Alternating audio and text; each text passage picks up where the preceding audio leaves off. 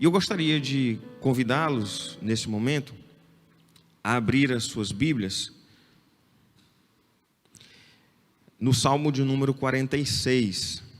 E eu gostaria que os irmãos abrissem agora as suas Bíblias no Salmo 46. E este Salmo, por acaso, não por acaso, há pouco tempo eu fiz uma reflexão sobre esse Salmo em nossa igreja. E naquela ocasião, eu não lembro exatamente porquê, mas a gente tinha colocado, e eu tinha muita coisa para falar sobre esse texto, e por algum motivo, eu não lembro agora qual foi, o sermão acabou sendo atropelado pelo tempo, né? E a gente acabou tendo pouco tempo para refletir sobre ele. Mas nesse momento a gente vai ter então a oportunidade de aprofundar um pouco mais sobre esse texto, o Salmo de número 46, e eu peço que você fique durante todo o momento com o Salmo de número 46 aberto, e a gente vai poder então meditar na palavra do Senhor. Gostaria de pedir também, só tem 2 pessoas aqui me acompanhando nesse momento aqui dentro, eu gostaria que um deles pegasse o controle desse ar-condicionado, por gentileza, e desligasse, porque como não tem ninguém aqui dentro, o negócio está gelado aqui para o meu lado. Então, Salmo de número 46, gostaria de convidá-los nesse momento a abrir e permanecer então aberto. Eu gostaria de citar 3 versos antes da gente aprofundar no texto. Primeiro, o versículo 1, ele começa dizendo: Deus é o nosso refúgio e fortaleza. No versículo 7, ele diz que o Deus de Jacó é o nosso refúgio. No versículo 11 ele termina dizendo: o Deus de Jacó é o nosso refúgio. Se você observar o Salmo de número 46, você vai perceber que o versículo 7 enfatiza essa ideia de que o Deus de Jacó é o nosso refúgio, e que além disso, o Salmo ele começa e termina com essa mesma afirmação de que Deus, com essa mesma verdade de que Deus é o nosso refúgio. Ele diz isso exatamente no início do texto, e ele termina, nos seus 11 versículos, inicia e termina falando que Deus é o nosso refúgio, enfatizando, como eu disse no versículo 7. E a verdade, meus irmãos, é que na vida, mesmo independente de situações atípicas como esta, a verdade é que na vida a gente passa sim por alguns problemas, sempre, todas as pessoas. Todo mundo passa por problema. Em alguns momentos nessa caminhada, parece que a gente quer encontrar um refúgio, quer encontrar um lugar ou alguma forma de se esconder, de se abrigar do perigo, e parece que muitas vezes a gente não encontra onde se refugiar. Quando a gente parece então tentar fugir dos problemas e não encontrar. A ideia de refúgio, ela passa por coisas mais simples ou por coisas mais complexas. Uma simples que eu estava me lembrando, que é muito comum, aqui em São Luís a gente vê bastante, porque a gente chove um bocado. A gente vê, por exemplo, que começa a chover e você passa por algum viaduto e você vai ver vários motociclistas que pararam embaixo do viaduto e ficaram ali buscando refúgio, buscando abrigo em meio à tempestade. Literalmente, isso acontece às vezes na nossa vida, de buscar refúgio em meio à tempestade.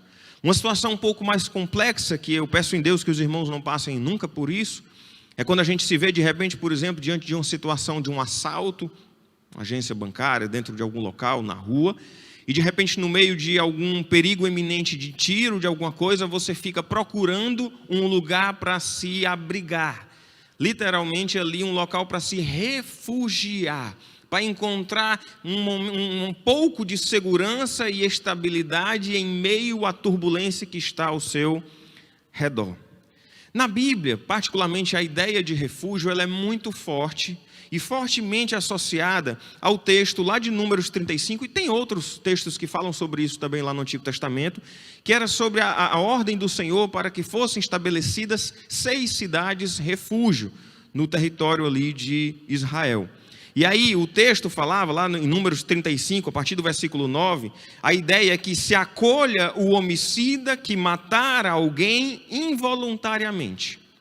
O que é que nós estamos falando? Nós estamos falando de um período histórico muito parecido com aquela ideia que a gente aprende até na escola, da história do olho por olho e dente por dente.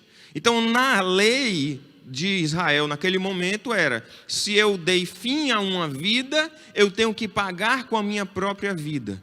Se eu matei alguém, eu preciso ser morto. E naquele contexto, tinha uma história, uma palavra até bem, no português fica bem pesado, que é a ideia que a Bíblia fala sobre a história do vingador de sangue. Então o que acontece? Alguém cometeu um crime, e aí a família constitui um vingador de sangue, e a palavra original, ela tem uma ideia também de redentor, porque ele vai redimir aquele que morreu. Então a ideia é que a família nomeava um vingador de sangue, e ele ia atrás do assassino para poder cumprir e executar a sentença de morte, para que ele pagasse pelo crime que cometeu. Só que o texto ele vai prever, a Bíblia vai prever a eventualidade de alguém matar o outro acidentalmente. Então uma coisa, eu estou aqui, tenho um desentendimento com alguém e de propósito atento contra a vida dele e tiro a vida. Que Deus nos livre todos de passar por algo dessa natureza. E existem outros momentos que a gente pode acidentalmente matar alguém. Que Deus também nos livre disso. Mas no nosso contexto, por exemplo, você pode estar vindo aqui dirigindo o seu carro tranquilamente aqui na cidade, e de repente alguém se meter, se atravessar na frente do carro e você atropelar e tirar a vida de outra pessoa. E a ideia da cidade refúgio, naquele contexto do Antigo Testamento, era que o seguinte: se você tivesse cometido um crime, involuntariamente tirado a vida de alguém, você deveria buscar a cidade refúgio, fugia do vingador de sangue, entrava numa cidade refúgio e você ficava ali seguro, protegido naquela cidade, até que o seu caso fosse julgado e dissesse o seguinte: olha, realmente foi involuntário, este homem não será morto pelo crime que cometeu. Ou, dizendo não, nós entendemos que foi voluntário, coloque ele para fora da cidade e o vingador de sangue está à porta. Então naquele momento, imagine ali a iminência da morte, e a ideia do refúgio aqui é muito forte nesse sentido. Você imaginar, você na iminência da morte, você acidentalmente tirou a vida de alguém, e você sai ali em perigo, fugindo de alguém que nomeado como vingador de sangue, que ia te matar, e você sai fugindo desesperado até encontrar a cidade refúgio, e ali poder encontrar paz enquanto o temporal passa. Literalmente, em todos esses casos, do mais simples ao mais complexo do nosso cotidiano, e da Bíblia aqui nesse momento, é a ideia de encontrar segurança no momento da tribulação, encontrar segurança em paz em meio à tempestade, é se abrigar e se proteger da turbulência. Tudo isso traz a ideia de refúgio, e é isso que a palavra de Deus está falando, quando ela nos aponta para a realidade de que Deus é o nosso refúgio. Não é uma ideia à toa, não é um refúgio simples de se abrigar de qualquer coisa, mas é a ideia da gente encontrar segurança, encontrar paz, encontrar tranquilidade, mesmo em meio às adversidades da vida, mesmo em meio às situações mais calamitosas que a gente possa viver. É nele, no Senhor, que nós encontramos paz em meio à tempestade. É lá, é no Senhor que nós nos abrigamos diante da calamidade, porque Ele é o nosso refúgio seguro. E o texto fala ainda, no primeiro verso que a gente leu, no verso de número 1, diz que Deus é o nosso refúgio e fortaleza. A ideia não é apenas de um refúgio simples, um refúgio que possa ser atacado, que possa ser destruído e que não vai garantir a segurança, mas é refúgio e fortaleza, ou seja, um refúgio seguro, um refúgio forte, que tem de fato o poder para restringir e para nos trazer um momento de paz e refrigério no meio da tribulação. E o texto ele vai traçar no versículo 1, no versículo 7 e no versículo 11, a ideia de que socorro bem presente nas tribulações. Ele fala isso no versículo 1. No versículo 7 ele fala que o Senhor dos Exércitos está conosco. No versículo 11 ele vai enfatizar que o Senhor dos Exércitos está conosco. No versículo 1 ele fala que Ele é o socorro presente. No versículo 7 e no 11 ele fala que o Senhor, o nosso Deus, o Senhor dos Exércitos, Ele está conosco. Isso quer dizer que o Senhor é o nosso socorro presente, o Senhor está conosco, o Senhor é o nosso refúgio sempre presente. É muito ruim e difícil você se imaginar precisando de refúgio, precisando de conforto, precisando de abrigo, clamando por socorro e imaginar que aquele socorro não chega.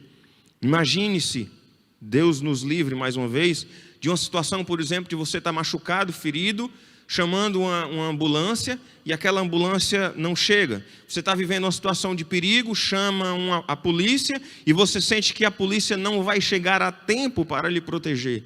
Então, por mais que você imagine, não, eu preciso agora, o meu refúgio agora é uma ambulância que me leve para o hospital. Se ela não chegar a tempo, não adianta.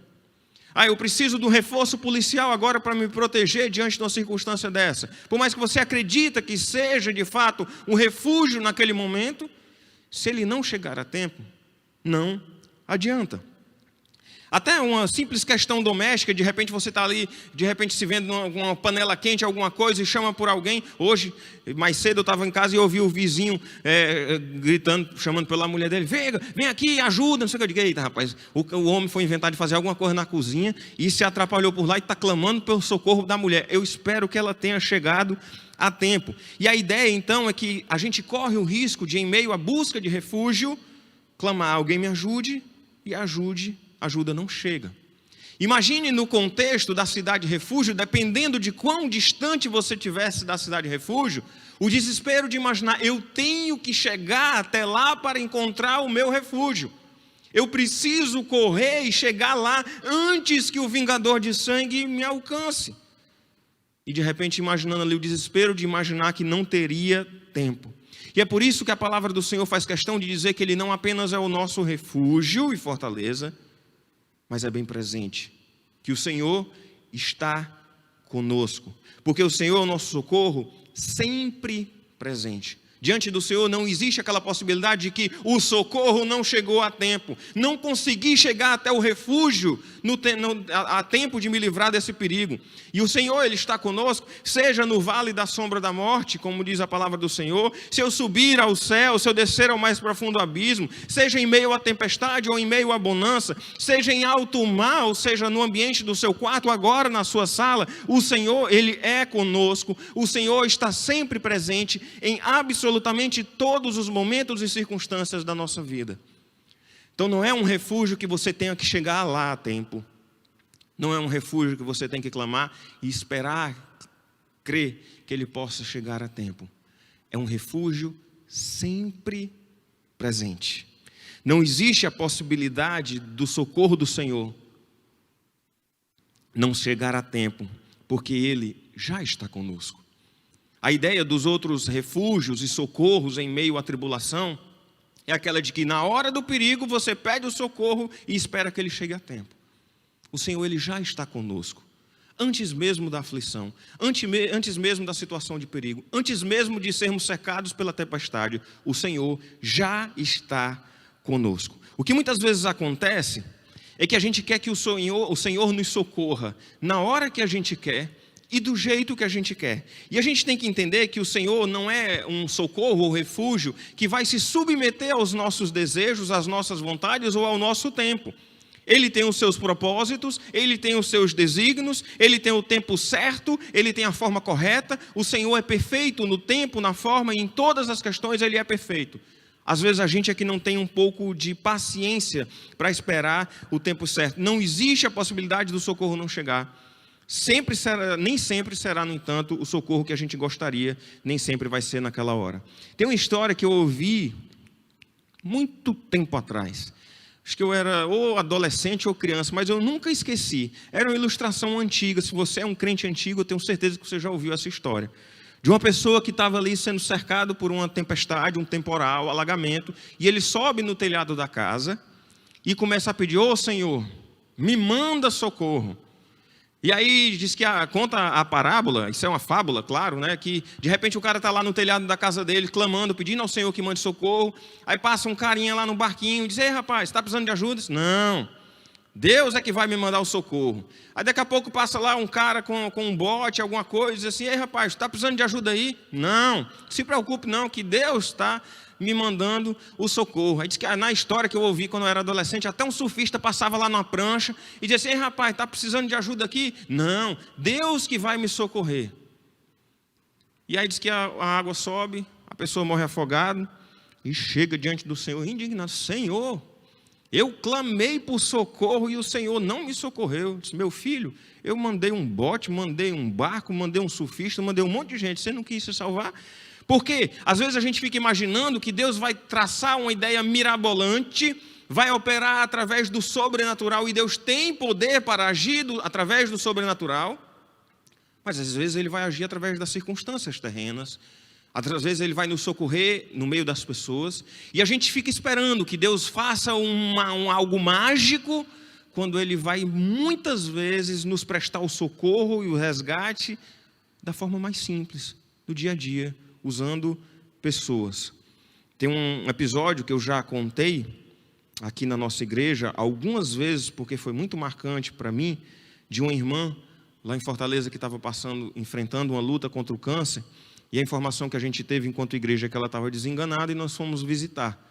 E quando chegamos lá, a irmãzinha olhou para mim e disse, meu pastor, eu tenho certeza, Deus falou ao meu coração, Ele vai me curar. E aí vem aquela questão, meu Jesus, quais são os desígnios do Senhor? Quais são os propósitos de Deus? Será que Ele vai de fato socorrer a vida daquela irmã, do jeito que ela está querendo de ser curada daquele câncer? E graças a Deus eu perguntei isso, minha irmã, por que você está falando isso? Eu já estava preparado para falar para ela sobre os desígnios de Deus, sobre o cuidado de Deus, sobre todas essas coisas. E ela olhou para mim e disse, meu pastor, é porque eu estou muito segura, porque eu sei que se Ele não me curar dessa doença aqui na terra, eu vou morrer, vou para a glória e vou chegar curada lá no céu. Ela tinha certeza que o refúgio dela chegaria, que o socorro chegaria, seja através do livramento terreno, seja fosse através da circunstância eterna, da libertação daquela enfermidade, no sentido eterno de chegar aos céus, sem nenhum problema de vida, sem nenhum problema mais, sem nenhuma enfermidade. Isso me faz inclusive lembrar da história de Moisés, que muitas vezes quando eu era criança, inclusive, quando eu ouvia essa história, tem duas histórias da Bíblia que eu ficava muito incomodado quando eu ouvia. Era a história do filho pródigo, porque eu sempre me identificava com o irmão mais velho. Eu olhava e dizia assim, mas não é justo?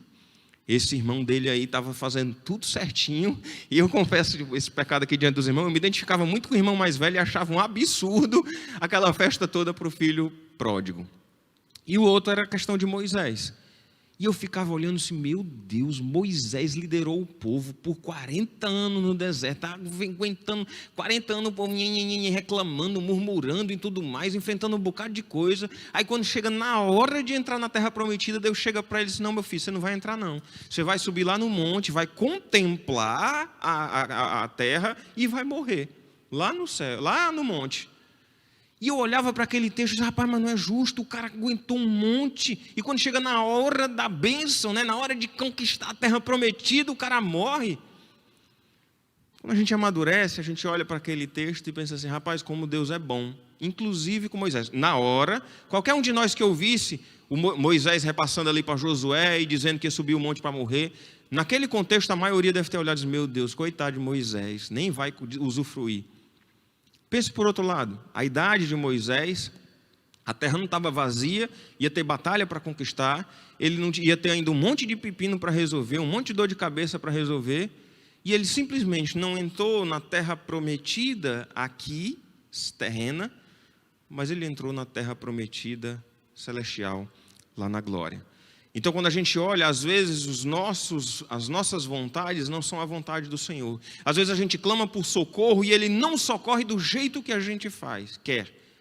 Mas o que a gente tem que lembrar é que Deus tem um controle sobre tudo e que Ele está conosco em todos os momentos e que de alguma forma, do jeito que Ele quer, Ele vai nos ajudar a enfrentar aquela circunstância difícil.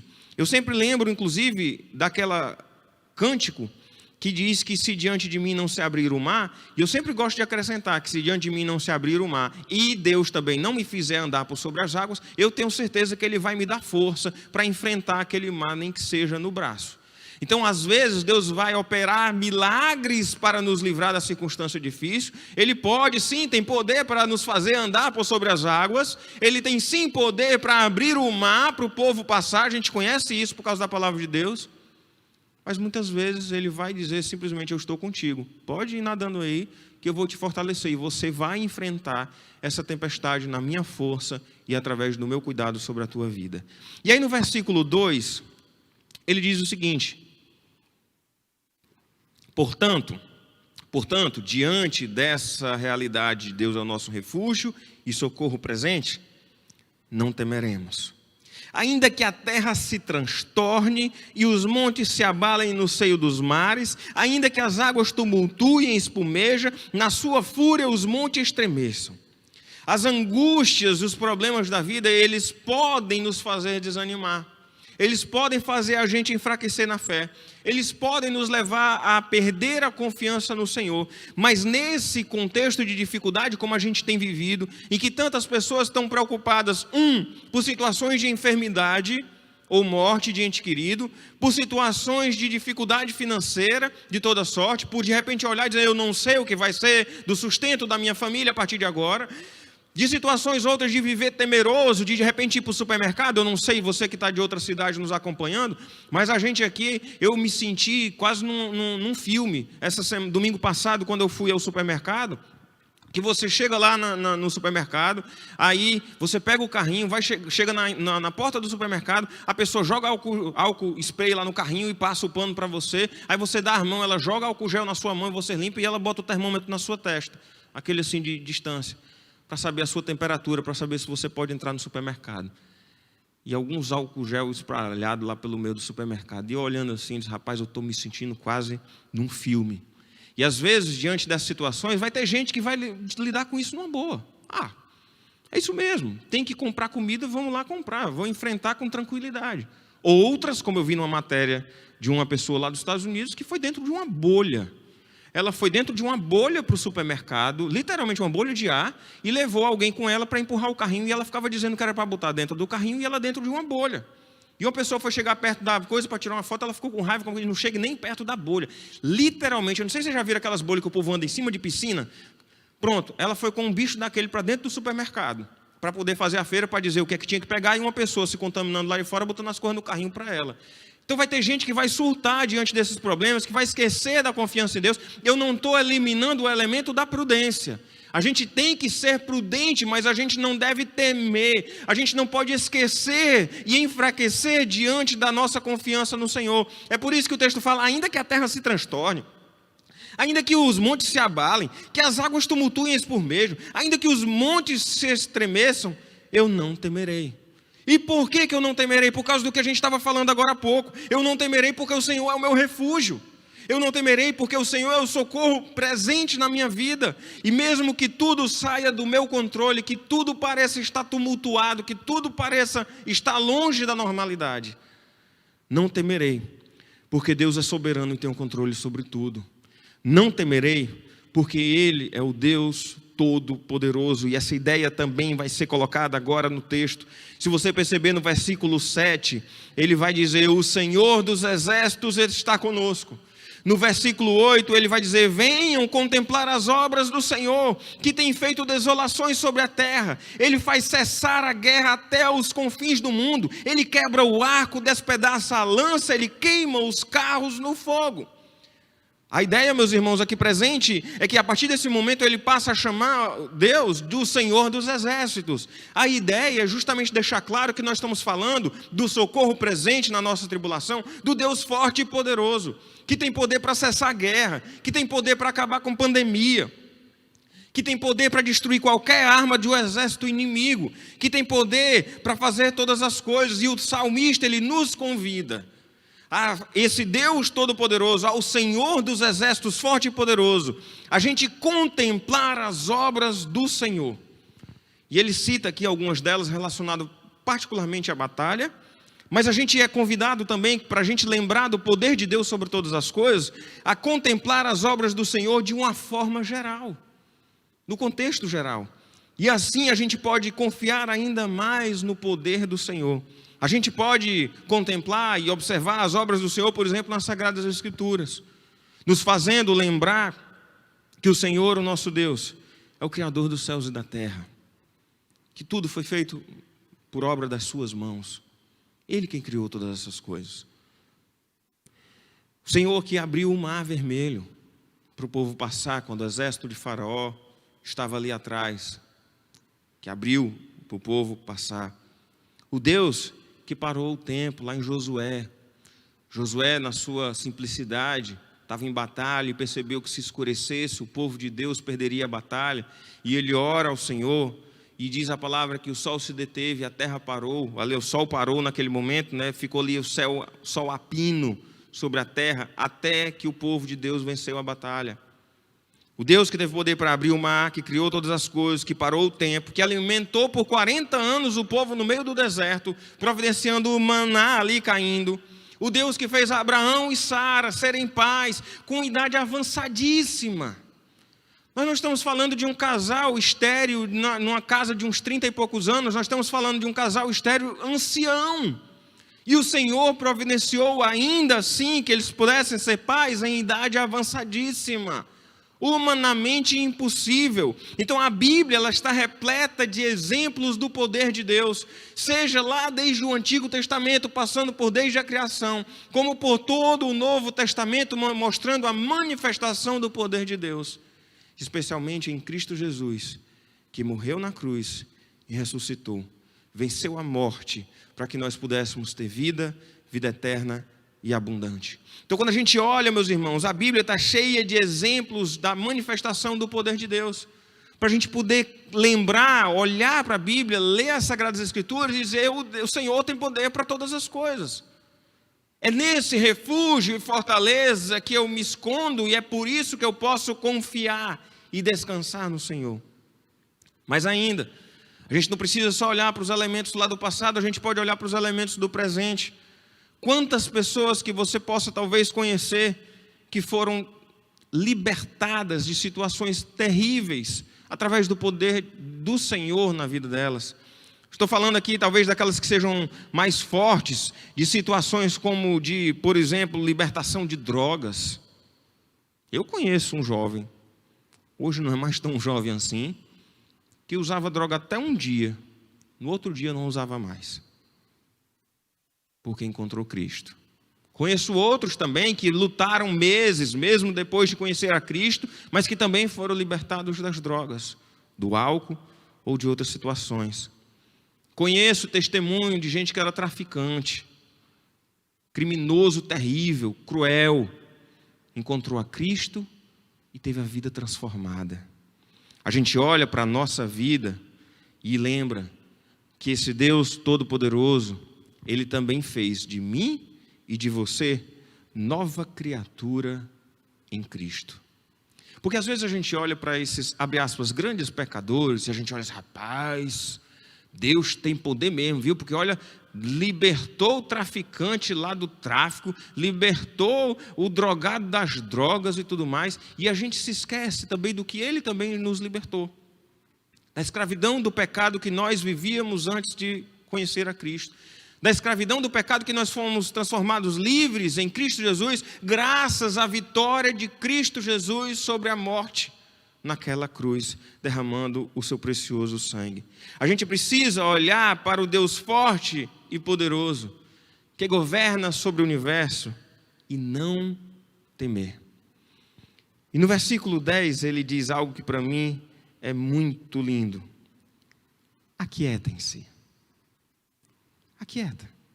Sabe, às vezes a gente está com o coração tão atribulado, circunstâncias não tão boas, a situação está difícil, e ele vai dizer simplesmente, aquietem-se.